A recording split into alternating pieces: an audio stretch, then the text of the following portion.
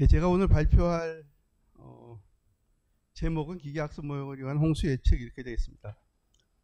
제가 오늘 발표자를 준비하면서 사실은 좀 고민을 많이 했었는데요.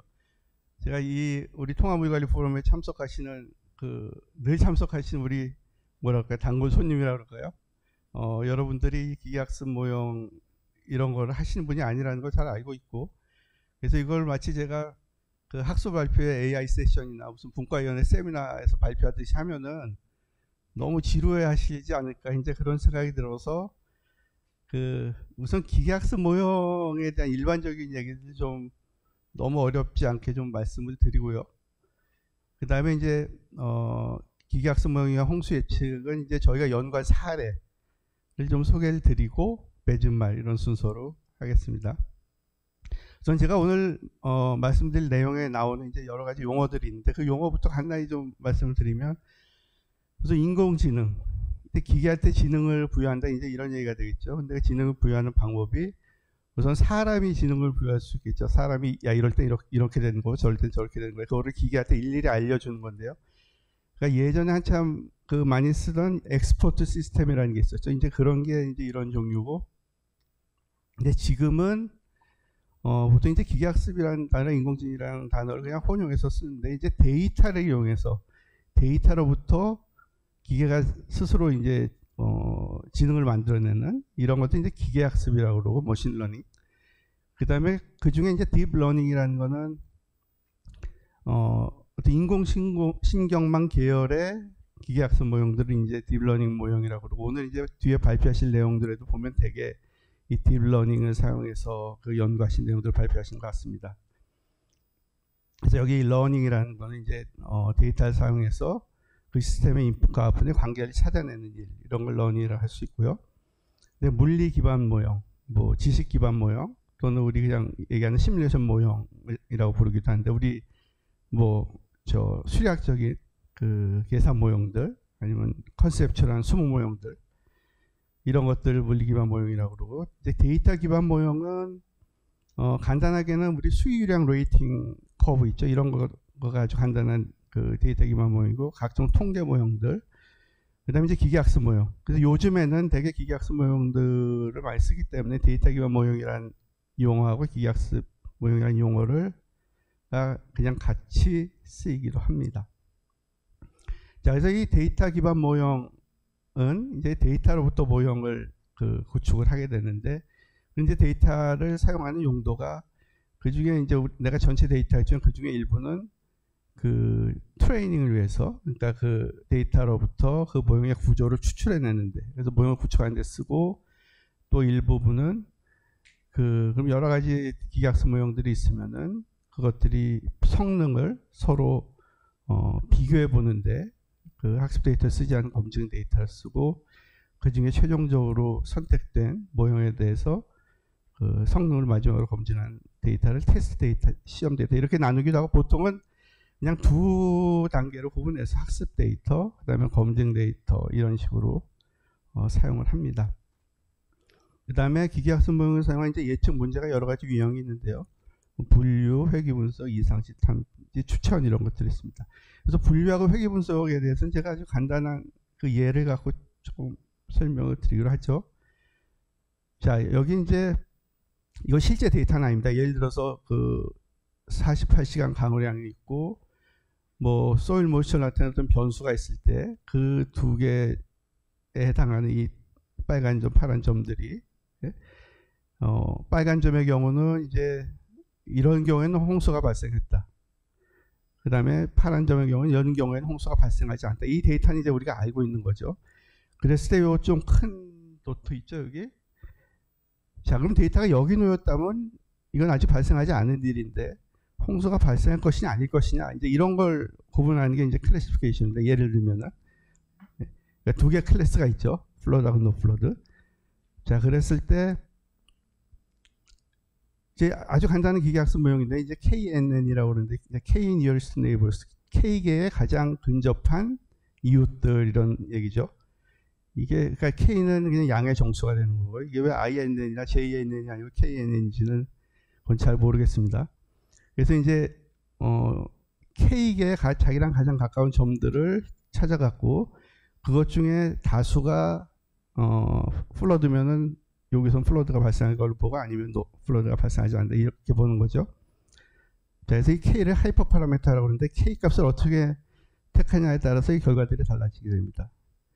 그래서 만약에 내가 K를 1로 선택을 했다면 그랬을 때 이 클래스의 경계들을 이렇게 구할 수가 있겠죠. 그래서 이쪽이 이제 파란, 블루에 속하는 거고 이쪽 영역이 이제 레드에 속하는 건데요. 자, 이 오버피팅 요건 제가 나중에 좀 말씀드리죠. 여기 보시면 이제 이렇게 하게 되면 완벽하게 이 데이터들을 분류를 하죠. 기존의 데이터들은 다 파란 건 다 이 안에 들어가 있죠.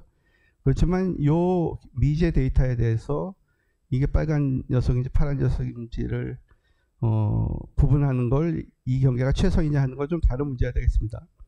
K가 3일 때 이렇게 되고 5일 때 이렇게 섬이 생기기도 하는데 이건 레드의 영역입니다. 레드 영역인데 이렇게 분리되어 있고요. 10일 때 이런 거고 그 다음에 리그레션은 어떤 미제 데이터에 대해서 그 미제 데이터 X에 대한 인풋이 X인데 이제 아웃풋 Y의 값을 정하는 겁니다. 그러니까 리얼 넘버를 이제 정하게 되는데요. 이것도 마찬가지로 KNL 적용을 하면은 그 가장 인접한 K계의 점들을 잡아서 그거에 해당하는 Y 값들의 평균치를 여기다 찍게 됩니다. 자, 그래서 K가 1이면은 이런 식으로 되고요. 리그레이션 결과. 이것도 마찬가지로 있는 데이터는 다 완벽하게 재현을 하지만 미제의 이 X 값에 대해서 이게 진짜 최선의 값이냐는 건 또 다른 문제라는 얘기죠. 3이면 이렇게 되고 5이면 이렇게 되고 10이면은 이렇게 되죠. 이거는 보면은 얼핏 봐도 기존 데이터의 피처를 얘가 잘 잡아내지 못하는 그런 걸 알 수 있는데 이거 나중에 얘기하죠. 이런 걸 언더피팅이라고 얘기하는데요. 자, 그 다음에 이상치 탐지 수준 이 외에 예측 문제들도 많이 있습니다. 이상치 탐지는 예를 들면 여러분들 그 신용카드 사용 관련해서 또는 계좌 이체했을 때 이거 진짜 하신 거 맞냐고 한번 연락을 받아본 경험들이 한두 번 있으실 것 같습니다. 그래서 이게 기존의 데이터 패턴과 다른 어떤 이상치, 어나멀리 또는 아웃라이어인지 아닌지 이런 것을 판명하는 건데 이거니까 이상치 아니면 정상치니까 그러면 이상치 정상치니까 클래시피케이션 아니냐 이렇게 생각할 수도 있는데 이제 이게 그런 식으로 접근할 수 없는 거는 이제 클래시피케이션 문제는 그러니까 레드도 많고 블루도 많고 이런 건데 이제 이상치 같으면은 요즘 100개가 정상치면은 그중에 1개 정도 이상치. 이상치 자료가 굉장히 적은 거기 때문에 그런 식으로 접근하지 않고 또 다른 식으로 좀 접근해야 되는 거고요. 그다음에 추천. 이거는 여러분 넷플릭스에서 매일 영화 한 편씩 보시라고 이게 추천이 오는 걸 보실 겁니다. 그래서 이게 이것도 사실은 여러 가지 방법인데 컨텐트 베이스 필터링이라는 게 있고 컬래버레이티브 필터링이라는 게 있는데 이제 컨텐트 베이스는 내가 예를 들어서 그 사이언스 픽션 영화를 계속 봤다 이 사람이 그런 게 나왔을 때 이 사람한테 추천하는 거죠. 왜냐면 컬래버레이티브 필터링 같으면은 이제 내가 어떤 영화를 많이 봤는데 내가 본 영화를 본 다른 사람들이 어떤 영화를 보느냐 이제 그런 걸 갖고 이제 추천하는 건데 둘 다 그 장단점이 있습니다.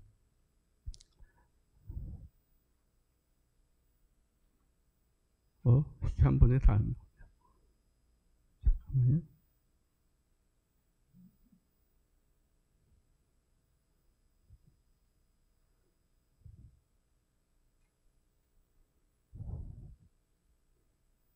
아이고.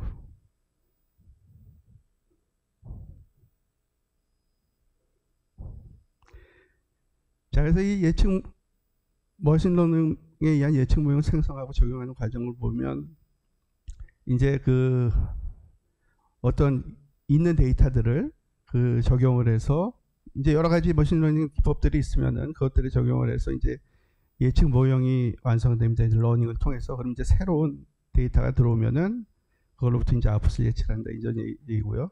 근데 이 전체 과정을 보면은 우리 보통 물리 모형 하는 거하고 약간 비슷한 것도 있는데 물리 모형은 이런 과정을 거치는 게 이제 그 모형의 캘리브레이션 이제 이런 걸 하는데 데이터 모형은 다른 거는 이거는 단지 그 모형의 일부 파라미터가 아니고 그 모형 자체를 데이터에 의존하는 게 좀 다르다고 얘기할 수가 있겠습니다.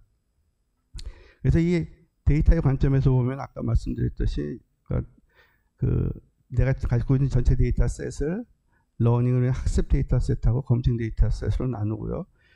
그래서 이제 여러 가지 기계학습 모형들에 대해서 학습 데이터를 이용해서 트레이닝을 하고, 그 다음에 이제 검증 데이터를 이용해서 검증을 해서 가장 성능이 좋은 모형을 택하는 이런 과정이 되겠습니다.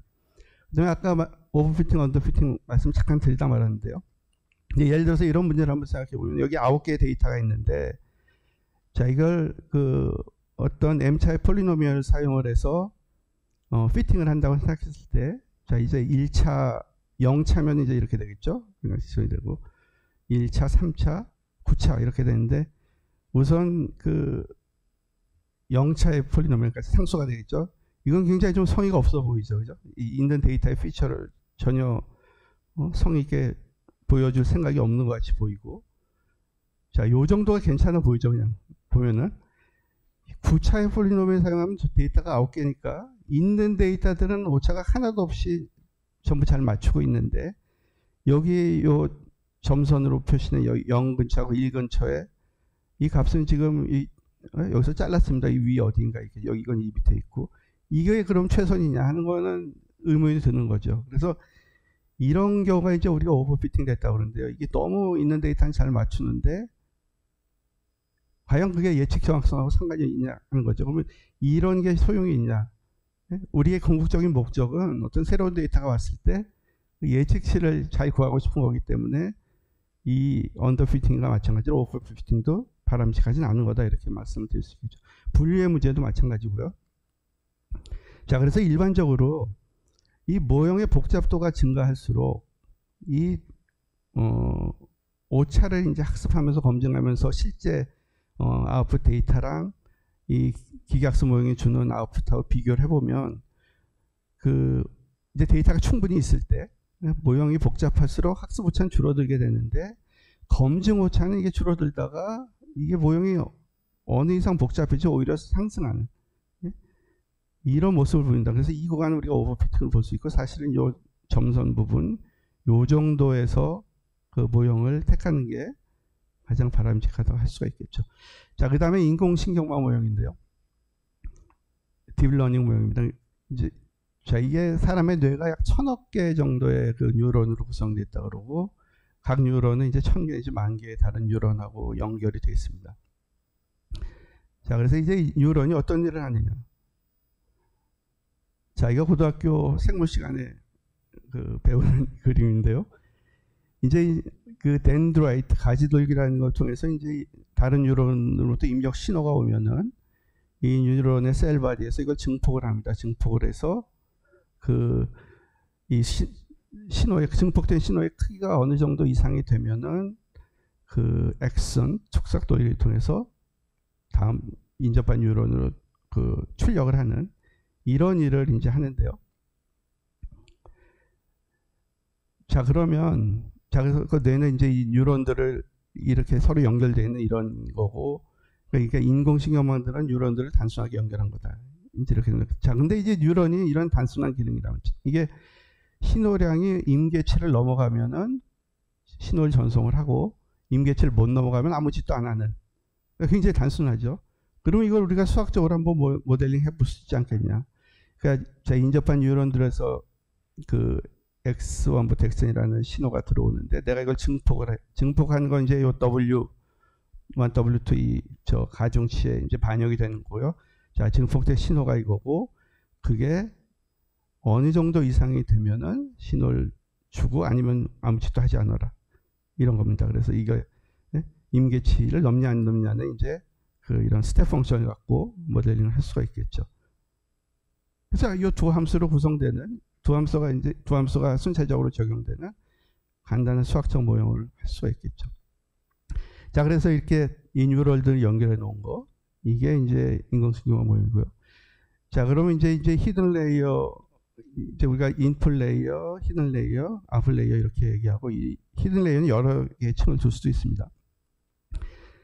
자, 그래서 여기서 나가는 신호의 크기를 결정해 주는 게 이제 그 액티베이션 펑션이라고 그러는 건데요. 그 다음에 출력 레이어에서는 이제 출력하는 신호의 크기를 결정해 주는 거를 액티베이션 펑션이라고 그랬는데, 아까 말씀드린 건 거기 이제 스텝 펑션이라고 나왔었는데, 요거 이제 스텝 펑션 컨티뉴어스 버전이 시그모이드 함수죠. 물론 이 시그모이드 함수 말고도 이 액티베이션 펑션은 굉장히 여러 가지 종류가 있습니다. 근데 저희는 이 시그모이드 펑션을 사용을 했고요.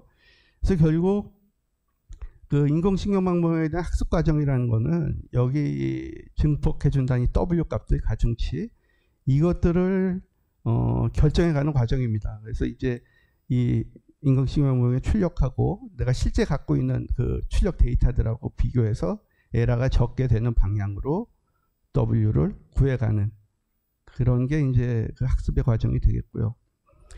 그 다음에 아까 이 그림인데요. 그 모형의 복잡성을 했는데, 지금 이제 그 인공신경 모형이라고 했을 때 모형의 복잡성이라는 거는 도대체 그 히든 레이어가 몇 개 층으로 되어 있냐, 그 다음에 입력층이나 그 은닉층 히든 레이어에 몇 개의 노드를 사용하고 있냐, 이제 이런 것들, 노드가 많을수록 레이어가 클수록 모형이 복잡해지겠죠. 그래서 이것도 이게 너무 복잡해지면 마찬가지로 이제 그 검증 오차는 오히려 늘어나게 되는 이런 게 됩니다.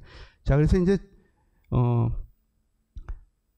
그 중에 이제 인풋 레이어의 경우에, 그 입력 레이어의 경우에 이제 우리가 너무 입력 변수 수를 많게 하면은 모형의 복잡성이 증가하는데, 그것들이 꼭 필요한 거 모르겠는데 그 별로 관련이 없는 것들, 이런 것들 너무 많이 포함하게 되면은 그 데이터도 많이 필요할 뿐만 아니고 그 처리 시간도 오래 걸리고 노이즈도 생기고, 이제 있어 오버 스페시피케이션에 문제가 생기기 때문에 인풋 베리어블들을 잘 선택하는 것이 굉장히 중요하다, 이렇게 말씀드릴 수 있고요. 자, 여기까지가 이제 기계학습에 대한 일반적인 내용들 좀 말씀드렸고요. 예, 그 다음에 이제 홍수 예측 관련해서 저희가 연구한 내용들 좀 소개를 해드리려고 그러는데, 제가 이 시간 관계상 이걸 아주 자세히 설명을 못 드리는데, 그래서 혹시 나중에 더 관심이 있으시면 한번 찾아보시라고, 저희가 여기서 한 게 그 물리 모형하고 그 기계학습 모형의 그 하이브리드 모형에 대해서 연구를 했습니다. 근데 그 중에 이제 물리 모형 부분은 2018년에 JHR에 퍼블리시가 됐고요. 그 다음에 지금 말씀드린 하이브리드 모형의 경우에는 이건 얼마 안 됐습니다. 지지난달에 4월 달에 워터 저널에 그 퍼블리시가 됐습니다. 나중에 좀 자세한 부분을 알고 싶으시면 이 모형들을 한번, 저 논문들을 한번 찾아보시면 되지 않을까 생각이 됩니다. 자, 그래서 우선 물리 기반 모형을 말씀을 드리면, 이거 그냥 하천에 대한 그 1차원 생배나이케이션들을 지배 방정수로 하는 그 수치 모형입니다. 유한 차원 수치 모형이고요. 근데 저희가 여기서 좀 다른 모형과 달리 한 거는 이제 시공간적으로 그 조도계수를 이제 달리 준 이제 가변 조도계수 모형이라는 거 썼는데요. 그러니까 우선 하천 구간별로 그 여기서 이제 왕수천 상하류에서 조도계수를 달리 주고, 또 같은 구간 안에서도 각 계산점마다 조도계수가 다 달라집니다. 이게 조도계수를 유량의 함수로 놔서 다 달라지는데, 저희가 이제 두 가지를 했는데, 하나는 이제 이런 감소하는 스텝 펑션하고 그 다음에 파워 펑션, 이 두 가지를 사용을 했습니다. 자, 그래서 이 하천 적용한 하천 구간은 팔당대부터 그 전류 지점까지가 되고요.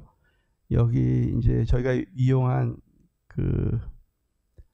그러니까 이용했다는 게 이제 기계학습 모형에서 포함해서 이제 이용한 그 수위 관측 자료들은 이제 팔당대교, 잠수교, 한강대교, 이제 이런 자료들을 이용을 했고, 그 다음에 여기 이제 지천, 왕숙천, 탄천, 중랑천, 안양천 이런 것들이 포함이 됐습니다.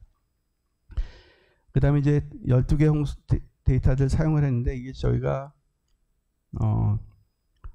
이제 팔당점 최대 방류량 수를 정리해 갖고서는 그 홀수번은 이 물리 모형 같은 캘리브레이션, 그 다음에 기계학습 모형 같은 트레이닝에 사용을 했고, 나머지는 밸리데이션 사용을 했습니다. 이게 보통 이제 우리가 기계학습 모형만 생각하면 뭐 이게 절대적인 무슨 법칙이 있는 건 아니지만 되게 7:3, 6:4 정도로 나눠서 한 6이나 7을 트레이닝에 쓰고 나머지 3이나 4를 그 밸리데이션에 쓰는데 저희는 이제 이 결과를 물리 모형만 사용한 경우하고 이걸 다 비교해 보기 위해서 딱 반으로 나눠서 반은 캘리브레이션, 트레이닝, 또 반은 밸리데이션 이렇게 사용을 했습니다. 자, 그래서 요 이제 스텝 펑션에 대한 건 저희가 보여드리지 않고 이 파워 펑션에 대한 걸 보여드리면 이제 이거 그 캘리브레이션 한 그 홍수 사상들에 대해서 저 몇 함수들을 구해서 그 몇 함수들의 함수들의 평균을 했습니다. 평균 구한 게 이제 왕수천 상류와 차류하천에 대해서 이런 조도계수를 유량으로 표시한 이 식을 갖고 적용을 했고요. 자, 여기까지가 이제 물리 모형이었고, 그 다음에 저희가 사용한 호나 모형이라는 걸 좀 잠깐 말씀을 드리면은, 자, 요거는 이 하이브리드 모형의 일반적인 설명을 하고 있는데 꼭 부정유 계산 모형이 아니고, 이거 부정유 계산 모형뿐만 아니고 사실은 그 전에 더 많은 수문 모형 뭐 이런 데서 더 많이 사용되는 건데요. 이제 그 일반적으로 어떤 우리 그 물리계가 있으면은 거기 이제 우리가 관측을 하죠. 저희 같으면 이제 그 홍수 때 수위가 관측치가 있는 거고, 그 다음에 이제 이거를 그 물리 기반 모형을 만들어서 모형의 아웃풋이 나오겠죠. 그래서 막상 이걸 두 개를 비교해 보면은 같지 않겠죠. 이제 오차가 있는데, 그러면 이제 이 오차들을 이 시스템과 관련된 어떤 스테이트 베리어블들하고 같이 학습을 시키면 이 오차에 대한 저 기계학습 기반의 저 예측 모형을 구할 수가 있어요. 이거 우리 에러 코렉션 모델 이렇게 부르는데요. 그러면 이제 이 모델 아웃풋에다가 이 에러 코렉션 모형, 기계학습 모형으로부터 나온 오차를 더해줘 갖고 최종적으로 아웃풋을 구한다. 이제 이런 게 되는 거고요. 그래서 저희 연구 같으면 이제 요 위에 파란색 부분이 물리 모형 부분이고 요 아래 부분이 이제 에러 코렉션 모델인데요. 자, 부정유 계산 모형을 구하죠. 이제 그 과정에서 저희가 그 최적화를 통해서 아까 그 알파, 베타 이런 몇 함수를 정의를 했었고, 그 다음에 아웃풋이 나옵니다. 저 관측자하고 비교해보면 에러가 있고요. 이 에러하고 여러 가지 스테이트 베리어블도 뭐 수이니 유량이니 이런 것들 비교해서 그 다음에 이제 그러면 어떤 것들을 입력층에다 집어넣을 거냐 했을 때 아까 말씀드렸듯이 입력층에 있는 그 변수가 너무 많아서 좋은 것도 아니고 있어야 될 변수는 있어야 되겠지만, 그래서 그 중에 그 아웃풋에 영향을 별로 못 미치는 녀석들이 어떤 것들이 있냐 이런 걸 이제 찾아내는 기법이 있습니다. 이게 PMI 기법이라고 하는데요. 그래갖고 이제 기계학습 모형의 인풋 베리어블을 셀렉션하고 그 인풋 베리어블 갖고 저 인공신경망 모형을 구성을 해서 그 에러 코렉션 오차를 에스티메이션 한 다음에 모델 아웃풋에 더해서 최종적으로 아웃풋을 주는 이런 과정이 이제 하이브리드 모델에 대한 설명이 되었고요. 자, 그래서 저희가 여러 가지 경우에 대해서 그 계산된 그 홍수 예측 결과를 비교를 해봤는데, 우선 순전히 그 시뮬레이션 모형만 사용했을 때, 물리 모형만 사용했을 경우에 여기 HM이라고 쓴 거. 그 다음에는 그냥 순전히 그 인공신경망 모형만 사용했을 때, 하이브리드 모형이 아니고요. 그거를 지금 ANN1이라고 그랬고, ANN2는 ANN1하고 마찬가지로 순전히 뉴럴 네트워크 모형인데, ANN1의 경우에는 그러니까 이후에 그 수위 예측을 하는 데 있어서 지금까지 있는 자료들만 사용하는 거고, 그러니까 고전적인 인공신경망 모형이라고 볼 수 있고, 요거는 거기다 플러스 뭘 사용하냐면 예측된 그 경계 조건들. 그 예를 들면 팔당댐 방류량이 1시간 후, 2시간 후, 3시간 후 얼마 될 거라는 거지 내가 아는 걸로 치겠다는 거죠. 그 다음에 하루당 바운더리 컨디션이 1시간, 2시간, 3시간 후에 얼마가 되는 건지도 내가 아는 걸로 하겠다는 거고, 그 다음에 지천 유입량도 마찬가지고요. 그 다음에 마지막으로 하이드롤릭 모델 플러스 ANN3, 이거는 이제 아까 얘기한 에러 코렉션 모델을 그냥 하이브리드 모델을 얘기를 하는 겁니다. 자, 그래서 저희는 그 히든 레이어는 한 개만 뒀고요. 그러니까 3레이어 모델이 되는 거고, PMI 방법에 의해서 인풋들 셀렉션 했고, 그래서 이제 아웃풋은 ANN1이나 2 같은 경우에는 그냥 수위 예측치가 되는 거고, 그 하이브리드 모형 같은 경우에는 그 오차 레시듀얼이 되는 거고요. 자, 히든 레이어는 한 개만 뒀고, 그 다음에 이제 히든 레이어에 몇 개의 뉴럴을 둘 거냐, 몇 개의 노드를 둘 거냐 하는 거는 한 개부터 10개까지를 다 테스트를 해봤습니다. 그래서 그 중에 성능이 가장 좋은 거를 선택하는 걸로 했습니다. 자, 그래서 그러면 이제 인풋들 한번 말씀을 드리면요. 이 인풋 레이어에 뭐가 들어가냐. 우선 ANN1 같은 경우에는 이 팔당댐 방류량, 그 다음에 지천 유입량, 하류단, 전류에서 수위들, 그 다음에 저 팔당대교, 잠수교, 한강대교의 수위들, 그 다음에 수위의 시간 미분들, 요 스테이션들에서 수위의 시간 미분을 줬습니다. 이 수위의 시간 미분들은 이 값이 이제 0에 가깝다는 얘기는 이게 플로우가 많이 변하지 않는다는 얘기죠. 그러니까 뭐 베이스 플로우든지 이렇게 저유량일 때는 이게 0에 가까운 거고, 그 라이징 림에서는 이게 점점 큰 양의 값을 갖고, 폴링 림에서는 작은 음의 값을 갖고, 이렇게 됩니다. 그래서 이것들도 영향을 미치지 않겠냐. 자, 그래서 이걸 인풋으로 해갖고 우리가 예측하는 거는 L 시간 후에 수위가 얼마 되겠냐. 여기 프라임이 붙은 건 이건 예측치 얘기하는 겁니다. 이후에 벌어질 변수에 대해서는 프라임을 썼는데요. 자, 여기서 그러니까 L은 리드 타임이고, 저희 리드 타임 1시간, 2시간, 3시간까지 이걸 했었습니다. 자, 그래서 여기서 이제 택해진 것들을 보면은 이제 리드 타임별로 어떤 변수들이 그 PMI 그 방법에 의해서 선택이 되는지 하는 걸로 보여주고 있고요. 자, 여기 P자는 팔당을 얘기하는 거고, B는 반포, H는 한강 뭐 이런 식입니다. 그 다음에 이제 ANN2의 경우에는 아까는 이제 요만큼만 아는 거였는데, 히스토리컬 데이터만 아는 거였는데, 이제 이후에 팔당댐 방류량, 그 다음에 지천 유입량, 하류단 수위는 아는 걸로 쳤을 때 이 수위를 예측하는 게 ANN2가 되는 거고요. 그래서 이제 그 선택된 인풋 변수들이 이렇게 있고, 그 다음에 이제 ANN3, 이건 이제 하이브리드 모형이죠. 그거는 아까 요 빨간 거로 표시한 ANN1, 그 다음에 ANN2에다가, 자, 여기 HM이라고 그러는 건 이제, 물리 모형으로부터 계산된 그 지점 수위를 얘기하고요. 관측소 수위를 얘기하고, 그 수위의 시간 변화들. 요건 이제 모형으로 두고 가는 거죠. 안다고 쳤을 때, 그 L 시간 후에 수위를 구하는 게 아니고, 레시듀얼을 구합니다. 에러를 구해서 요 예측치에다가 더해준다는 거죠. 자, 그랬을 때 택한 거, 여기 이제 점수인데, 여기 굉장히 많아집니다. 이게 많아지면은, 이게 뭐가 잘못되고 있다, 이런 생각은 분명히 드는데, 그거는 그냥 뭐 나중에 얘기하겠습니다. 신경이 좀 쓰이긴 쓰이는데, 기계학습 모형을 하기로 했으면 너무 크게 신경을 쓰기 시작하면은 이걸 하기가 굉장히 어렵다는 거죠. 하여튼 그렇습니다. 이거 굉장히 많이 나오고. 그래서, 최종적으로 그 구성된 그 인공신경망 모형의 이 스트럭처를 보면은 이게 지금 인풋 레이어 수, 그 다음에, 인풋 레이어의 노드 수, 뉴런의 수, 히든 레이어 뉴런의 수, 아웃풋 레이어 뉴런의 수를 이렇게 나타내고 있고요. 자, 그래서 이거 한번 보면은, 이건 트레이닝 데이터에 의해서 저희가 이제 RMS라만 이렇게 보고 있는데, 우선 공통적으로 볼 수 있는 거는, 자, 이 단순한 하이드로다이내믹 모형을 사용한 경우보다 이 인공지능망 모형이 껴들었을 때가 오차가 많이 줄어든다. 이걸 하나 알 수 있고요. 그 다음에 이 리드 타임이 커지면은 에러가 좀 늘어난다. 리드 타임이 작을 때보다는. 그런 걸 일반적으로 봤습니다. 이건 트레이닝이고요. 그리고 이제 여기 보면은 그 ANN2하고 ANN3가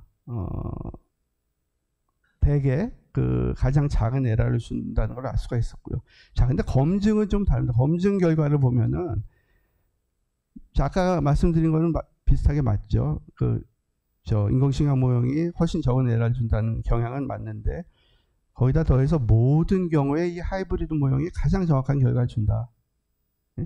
아까 트레이닝 했을 때는 ANN2가 ANN3하고 어떤 게 더 정확한 결과를 준다고 얘기할 수 없어요. 여기 아주 일관적으로 하이브리드 모형이 가장 정확한 결과를 준다는 것 같습니다. 그리고 여기 눈에 띄는 거는 ANN1 같은 경우에, 그러니까 순전히 인공지능망 모형만 사용했을 때, 인공신경망을 사용했을 때 리드 타임이 커지면 오히려 이건 하이브리드 모델보다 모형이 더 클 수도 있다. 그러니까 단순히 인공신경 모형을 사용했을 경우에 리드 타임이 커질 때는 좋은 결과 줄 수 없을 수도 있지 않겠냐, 이제 이런 생각이 드는 거죠. 자, 그래서 이 계산한 결과들을 말씀드리고, 이런 것도 있습니다. 이건 이제 그 유역의 강우 유출 모형인데요. 이제 이게 통상적으로는 우리가 그 유역의 유출을 그 예측을 할 때 그 이전 시간의 유출량하고 그 다음에 강우량들, 실측 강우를 갖고 이제 예측을 하는데, 여기다가 이제 이런 것도 있습니다. 이 인플레이어에 실측치만 넣지 말고 예측된 유출량을 넣지. 조금 아까 한 거하고 거의 비슷한 얘기입니다. 그러니까 예를 들면 그 실측 강우랑 예측 강우로부터 핵 HMS 모형 같은 걸 통해서 1시간 후의 유출량을 예측을 할 수가 있죠. 그거를 인플레이어에 넣어갖고 학습시키자. 이런 거에 대한 논문들이 굉장히 많고 굉장히 좋은 결과를 준다는 게 알려져 있습니다. 자, 그래서 좀 마무리해서 말씀드리면 왜 이 기계학습 모형을 사용하는 게 좋겠냐.